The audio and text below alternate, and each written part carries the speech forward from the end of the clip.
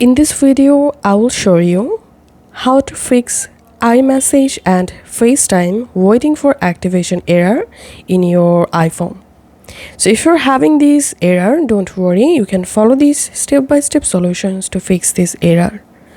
The first solution is make sure your internet connection is working perfectly. To check your internet, you can open YouTube app and try to watch a random video, and that's how you will be able to check your iPhone internet connection, and must use a strong internet connection. And then go ahead and check the issue. And the second solution is you have to reset your network settings. To reset your network settings, go to your settings app and tap on general. Scroll down and now tap on transfer or reset iPhone. Tap on reset and tap on reset network settings.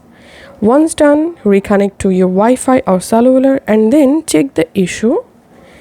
And the next solution is you have to enable Face ID.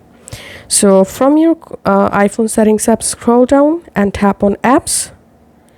And here scroll down and tap on Face ID. And make sure to turn on Face ID. Then go back from here and scroll down, tap on messages. And here make sure to enable iMessage. And then go ahead and check the issue.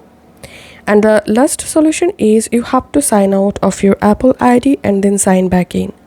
To do that, from your iPhone settings app, tap on your iPhone Apple ID. And here scroll down and tap on sign out and then sign back in. And after following all of these solutions, hope any of the solution will fix your iMessage and FaceTime waiting for activation error will fix. If this video helped you out, please leave a like and leave a comment down below. Thank you for watching.